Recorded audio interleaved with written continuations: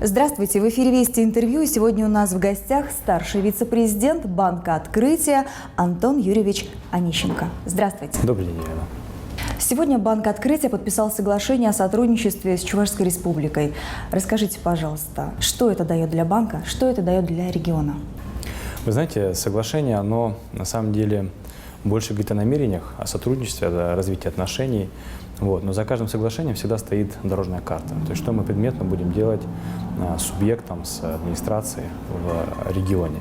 И для нас сегодня, наверное, было очень важно наладить контакт, найти партнера в лице администрации и действительно увидели открытость и желание работать вместе. Поэтому направлений для совместной деятельности их много. Это развитие инфраструктурных проектов, это работа для обеспечения качества жизни граждан республики, это ипотечные программы, это социальные программы поддержки малого и среднего бизнеса. Поэтому здесь работы действительно предстоит очень много. Антон Юрьевич, а как сейчас обстоят дела в банковской и финансовой сфере в целом? Можно ли сказать о том, что данный сегмент рынка восстановился хотя бы частично? Вы знаете, на самом деле есть несколько метрик. Если мы посмотрим по динамике роста активов банковской сферы, кредитного портфеля, портфеля пассивов, то в среднем там цифры могут отличаться, но не сильно. Это прирост где-то на 10%. 2020 год, 2019 год, с учетом того прогноза, который мы видим на конец года. И здесь можно сказать, что в принципе объем бизнеса, он растет. Но при этом надо понимать, что в банковской сфере объем прибыли он будет сокращаться, где-то порядка на 20%. Это связано прежде всего с тем, что дополнительно начисляются резервы. Это всевозможные снижения тарифов комиссий, чтобы поддержать предприятия в этой сфере. Это всевозможное снижение процентных ставок. Но если мы еще посмотрим на другие аспекты, например, реальные доходы населения, от этого же зависит товарооборот и как, собственно, будут расти и работать предприятия на территорию, то здесь можно сказать, что, к сожалению, картинка не очень хорошая, потому что 2019 год был первым годом после 2014, когда рост реальных доходов вырос на 1%. Цифры небольшие, но тем не менее это был рост.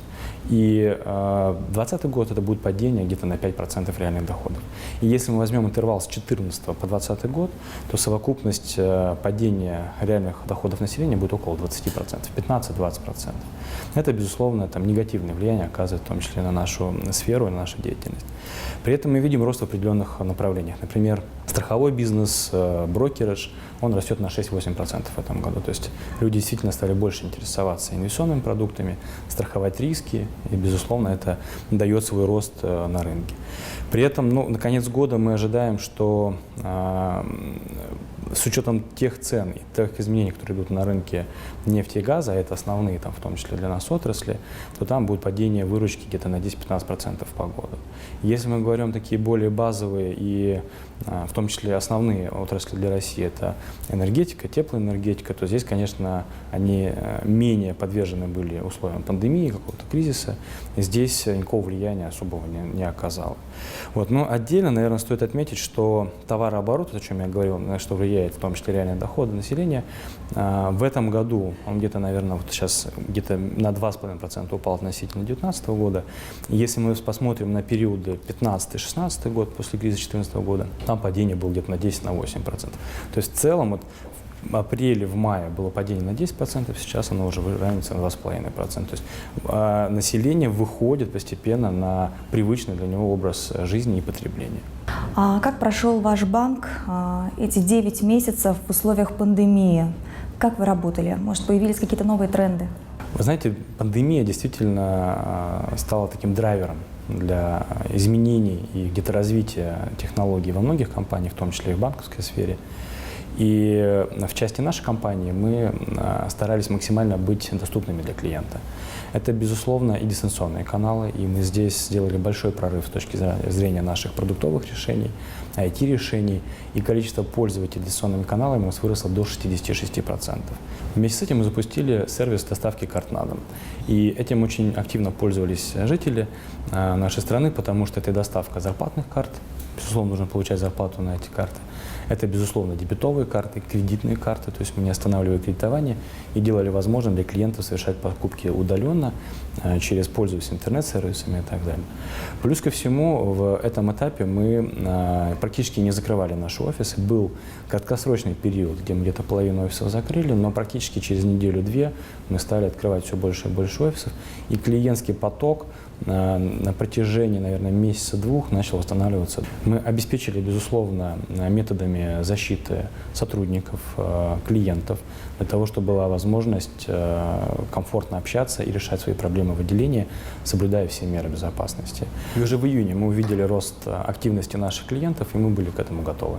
А многие эксперты и участники рынка отмечают резко возросшую роль дистанционных сервисов и форматов взаимодействия с клиентами. Ощутил ли банк открытия спрос на подобные услуги? Востребованы были такие сервисы, как доставка финансовых продуктов на дом, не только карт, но и сопутствующих продуктов этой страховки, это всевозможные подключения, в том числе интернет-банка. И вместе с этим наш интернет-банк занял второе место в рейтинге Marks.Web. Это достаточно почетное место, позволяющее клиентам пользоваться всеми услугами нашего интернет-банка. Антон Юрьевич, расскажите нам, пожалуйста, а принимал ли банк открытия участие в реализации программ господдержки бизнеса? Да, безусловно. У нас было порядка 6 тысяч заявок на 50 миллиардов рублей от малого и среднего бизнеса, крупных предприятий. Причем половина из них мы реализовывали, приблизительно половину, 22 миллиарда, у нас прошло по собственным программам. То есть мы использовали свои ресурсы для того, чтобы поддерживать бизнес в это время. Достаточно активно пользовались, безусловно, программами и 690 положение, 422. И здесь можно сказать о том, что мы максимально удовлетворили тот спрос, который был со стороны клиентов. По нашей собственной программе это была и реструктуризация, пересмотр каких-то условий, которые предоставляли мы клиентам накануне, тарифную политику. Плюс ко всему мы пересматривали и снижали стоимость расчетно-кассового обслуживания, потому что ведь бизнес – это и доходная, и расходная часть, и в части расходной части мы пытались дать максимальную экономию для клиентов, которые обслуживаются у нас. Вместе с этим мы, помимо финансовых инструментов, старались поддерживать предпринимателей с точки зрения, что делать в текущих условиях. Вместе с этим мы запустили еще два таких серьезных проекта, интересных, на мой взгляд, и позволяющих предприятиям по-другому, что называется, смотреть на то, что происходит. Мы дали для них новые возможности. Мы запустили проект немаловажный вместе с нашим партнером «Национальная медиагруппа», где предприниматели на площадке могли рассказать о том, что они сейчас делают, как строят бизнес, с какими сложностями сталкиваются, как их решают. И наиболее интересные случаи и наиболее интересные компании мы, безусловно, поддерживали информационно за то, что они делились своим опытом, мы их показывали на площадках, на платформах медиагрупп. Вторая история – это наша программа Open Academy, на которой мы проводили обучение для предпринимателей. Это очень гибкие, адаптированные курсы к той или иной отрасли или к тем запросам, которые есть у предпринимателей в этот момент. Поэтому, наверное, вот 4 ключевых элемента поддержки мы используем. Это кредитование, это снижение расходной части, это площадки по обмену опытом и это площадки по обучению предпринимателей. Есть ли спрос у малого и среднего бизнеса на кредитование в настоящее время? Вы знаете, если смотреть на цифры, то за 9 месяцев 2020 года кредитный портфель в нашем банке вырос на 9%. Объемы выдачи кредитов к аналогичному периоду 2019 года выросли на 20%. Вместе с этим предприниматели стали копить. Они стали сберегать свои средства, и портфель пассивов, денежных средств наших предпринимателей вырос на 30%. Это говорит о том, что предприниматели выбрали сбалансированную стратегию. Они берут деньги на поддержку бизнеса, и мы их даже обеспечивали кредитование новых стартапов, новых бизнесов. То есть мы не останавливались в этом истории на, скажем, классической форме. Мы поддерживали и новый бизнес, который с нами развивался. Но и в то же самое время есть определенный запас у предпринимателей, которые могут использовать в будущем. Не всех отраслей, наверное, это касается, потому что если мы проводили недавно опрос, где-то, наверное, 7-8% предприятий обанкротились, закрылись и на сегодня не ведут деятельность активную. 50% восстановились уже на объемы бизнеса, которые были до пандемии, и где-то еще процентов 20-30 на протяжении года планируют выйти на те объемы, которые были до пандемии. Поэтому здесь, безусловно, есть ряд отраслей, которые столкнулись с большими сложностями и в часть из них, к сожалению, закрылась, но часть бизнеса смотрит на более оптимистично на будущие периоды, ну и появляются новые стартапы. Подводя итог, можно сказать, что портфель проектов малого и среднего бизнеса достаточно сбалансированный. Есть и новые проекты, есть бизнес, который еще восстанавливается, и есть предприятия, которые в полную меру работают, как и работали до пандемии. Продолжая тему госпрограмм, теперь уже для розничных клиентов в последние несколько месяцев драйвером роста для банков является ипотека. Сниженные ставки, меньший размер ежемесячного платежа приводят к тому, что все больше людей берут подобные кредиты. Как с этим обстоят дела у Банка Открытия в России, ну и в Чувашской Республике? Знаете, мы идем с перевыполнением плана где-то на 36% относительно того, что закладывали, несмотря на то, что у нас была изначально очень серьезная амбиция в ипотечном кредитовании.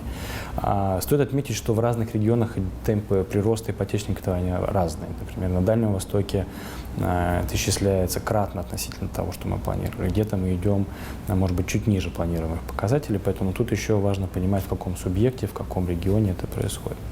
Если говорить про Чувашию, то мы идем, как и планировали, даже чуть лучше плана.